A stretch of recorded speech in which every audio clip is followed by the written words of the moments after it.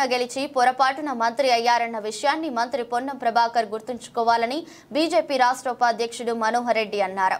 సిద్దిపేట జిల్లా Husnabad BJP party కార్యాలయంలో assembly ఎన్నికల్లో కాంగ్రెస్ పార్టీ ప్రజలకు ఇచ్చిన హామీలను వెంటనే అమలు చేయాలని డిమాండ్ చేస్తూ బీజేపీ రాష్ట్ర కార్యవర్గ సభ్యుడు బొమ్మ శ్రీరామ్ చక్రవర్తి చేపట్టిన నిరసన దీక్షలో మనోహర్ రెడ్డి పాల్గొన్నారు.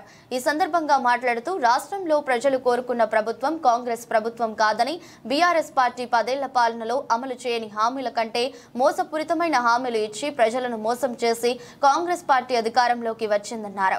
బీఆర్ఎస్ పై వ్యతిరేకంతో ప్రజలు బీజేపీకి వేద్దామనుకున్న ఓట్లు పొరపాటున కాంగ్రెస్ కు పడి అధికారంలోకి వచ్చారన్న విషయాన్ని కాంగ్రెస్ పార్టీ నాయకులు గుర్తుంచుకోవాలన్నారు. రాష్ట్రంలో కాంగ్రెస్ ప్రభుత్వం ఇప్పటికైనా పాలనపై దృష్టి పెట్టి ప్రజలకు ఇచ్చిన హామీలను అమలు చేయాలని డిమాండ్ చేశారు. రాష్ట్ర మంత్రిగా ఏంటంటే ఇది యాక్సిడెంటల్ మినిస్టర్ అయినా అనుకోకుండా మంత్రి అయినా కరీంనగర్ లో 2 సార్లు చావు దెబ్బతిని బీజేపీ చేతిలో ఇది లేక కరీంనగర్ నుంచి పారిపోయి వచ్చి శరణు వచ్చని హుస్నాబాద్కు వస్తే హుస్నాబాద్ ప్రజలు ఆయనను హక్కున చేర్చుకొని గెలిపించారు. నువ్వు పొరపాటున మంత్రి అయినావు, అది గుర్తుపెట్టుకో. హుస్నాబాద్ ప్రజలు గనక నిన్ను స్వీకరించకపోతే నీ రాజకీయ జీవితము సమసిపోయేది. ఈరోజు ఎగిరెగిరి పడతా ఉన్నావు. ఈ రాష్ట్రంలో కాంగ్రెస్ ప్రభుత్వం ఏ రకంగా వచ్చింది? ప్రజలు కోరుకున్నటువంటి ప్రభుత్వం కాదు ఇది. గత 10 ఏళ్లుగా ఈ రాష్ట్రంలో బీఆర్ఎస్ ప్రభుత్వము ఇచ్చిన హామీలు అమలు చేయని కారణంగా, అవినీతి అక్రమాల కారణంగా ప్రజలు గద్దె దింపాలని ఆలోచిస్తున్నటువంటి తరుణంలో బీఆర్ఎస్ మోసం చేయగలిగింది, మనం చేస్తే ఏమొచ్చింది మోసం అని చెప్పేసి, మనమేమి తక్కువ తిన్నామని చెప్పేసి వీళ్ళు ఎడా పెడా హామీలు గుప్పించి ప్రజలను మోసం చేసి ఈరోజు అధికారంలోకి వచ్చింది. ఈరోజు ప్రజలు బీజేపీకి వేద్దామన్న ఓటు పొరపాటున అది కాంగ్రెస్ పడి కాంగ్రెస్ ఈ రాష్ట్రంలో అధికారంలోకి వచ్చింది. కోరుకున్నటువంటి ప్రభుత్వం కాదు తెలంగాణ ప్రజలు ఈరోజు ఇష్టపూర్వకంగా తెచ్చుకున్నటువంటి ప్రభుత్వం కాదు. మీరు నెగటివ్ ఓటుతోనే బీఆర్ఎస్ ను ఓడించాలనేటటువంటి ఓటు మీకు పడ్డటువంటి కారణంగా ఈ రాష్ట్రంలో అధికారంలోకి వచ్చి తప్ప మీరు కోరుకున్నటువంటి ప్రభుత్వం కానే కాదు. ఇది మీరు మొదలు గుర్తుపెట్టుకోవాలి. ఈరోజు కాంగ్రెస్ పార్టీ ఎందుకు మాట్లాడుతూ ఉన్నది? మీకు రాజకీయాలు మానేయండిగా. మీరు ఎన్నికల గురించి మాట్లాడకండి, రాజకీయాల గురించి మాట్లాడకండి. ప్రజలు మీకు ఏదో రకంగా అవకాశం ఇచ్చిరు, మీరు ప్రభుత్వంలో ఉండండి, మీరు ఇచ్చిన హామీలు అమలు చేయండి. ఈరోజు 3వ సారి మోడీ గారు ప్రధాని కాబోతున్నారు. మీకు కావాల్సింది ఏంటంటే మీ నాయకుల యొక్క మెప్పు పొందడం కోసం. ఈ రాష్ట్రంలో కొన్ని ఎంపీలు గెలిపించకపోతే మీ నాయకుల దగ్గర మీరు ముఖం ఎత్తుకోలేరని చెప్పేసి ఎంపీలను గెలిపించమంటారు తప్ప ఈ యొక్క కాంగ్రెస్ పార్టీ ఎంపీలను గెలిపిస్తే తెలంగాణ ప్రజలకు ఒరిగేది ఏమీ లేదు, ఈ రాష్ట్రానికి వచ్చేది ఏమీ లేదు. కేంద్రంలో వచ్చేది బీజేపీ ప్రభుత్వం కనుక బీజేపీ పార్లమెంటు సభ్యులను గెలిపిస్తేనే ఈ రాష్ట్రం అభివృద్ధి చెందుతుంది. కనుక కాంగ్రెస్ పార్టీకి ఓటేస్తే అది మురికి కాలువలో వేసినట్టే. ఎంపీలను గెలిపిస్తే వాళ్ళు చేయగలిగింది ఏమీ లేదని చెప్పేసి ఈ రోజు నేను ఈ యొక్క తెలంగాణ ప్రజలకి అదేవిధంగా కరీంనగర్ ప్రజలకి నేను తెలియజేస్తా ఉన్నాను.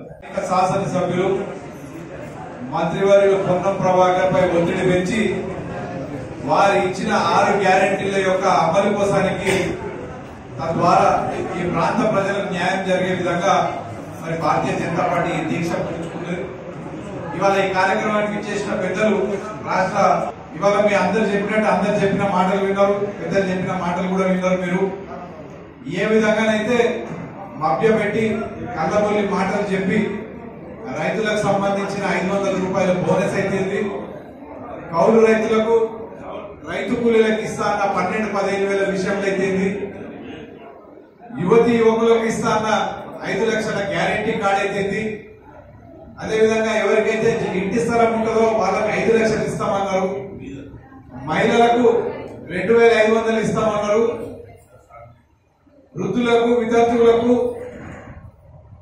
వికలాంగులకు అందరికీ కూడా పెన్షన్ 4000 చేస్తామన్నారు. ఇవాళ చెప్పుకుంటూ పోతే ఇంకో అర్ధగంట అవుతుంది, కానీ వీళ్ళు ఇచ్చిన 420 హామీలు ఏ ఒక్కటి కూడా నెరవేర్చే విధంగా వాళ్ళు ప్రయాణం కల్పిస్తలేదు.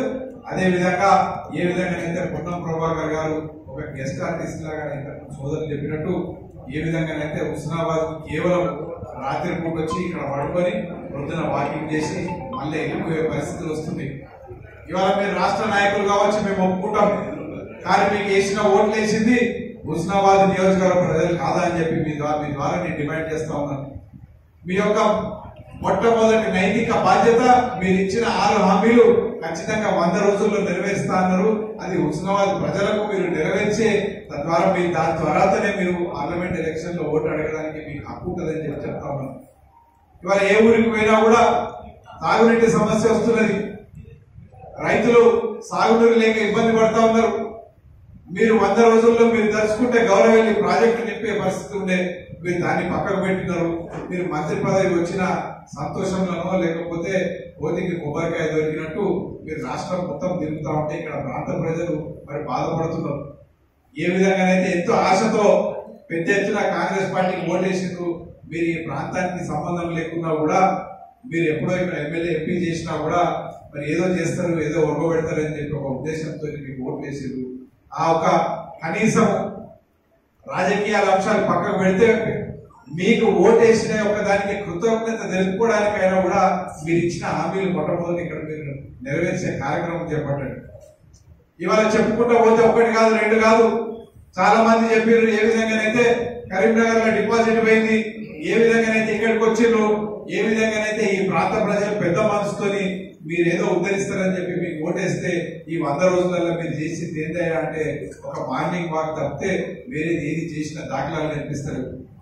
మీరు వచ్చి ఇక్కడ ఉన్న వీడియోలు మీరు తెప్పించుకొని చూడండి, ఏ విధంగానైతే ఇక్కడ మహిళా సోదరిమణులు, యువకులు, రైతులు ఏ విధంగా బాధపడుతున్నారు, మీరు ఏ విధంగానైతే అందుబాటులో లేకుండా పోతా ఉన్నారు. మిమ్మల్ని ప్రశ్నలు అడిగితే మీరు మా పార్లమెంట్ సభ్యులు వారి బండి సంజయ్ గారిపై మీద అభియోగాలు మోపుతున్నారు. మీరేం చేసిండ్రు అంటే ఆయన చేసిన పుణ్యమే, ఆయన చేసిన త్యాగాల పోరాటాల ఫలితాలే ఇవాళ కాంగ్రెస్ పార్టీ ఇవాళ రాష్ట్రంలో అధికారంలోకి వచ్చిందంటే దానికి పూర్తి స్థాయిలో బండి సంజయ్ గారి త్యాగాలే కారణం అని చెప్పి చెప్పుకోవడానికి అతిశయోక్తి లేదు. ఇవాళ మీరు ఏ త్యాగాలు చేసిండ్రు, మీ మీద ఏ కేసులు పెట్టిండ్రు, మీరు ఏ జైలుకు పోయిందని చెప్పి మిమ్మల్ని అడుగుతా ఉన్నాం. ఎప్పుడు అంటారు చూడు, మా తాత మీసాల మీద నిమ్మకాయ నిలబెట్టిండేదో అన్నట్టున్నది.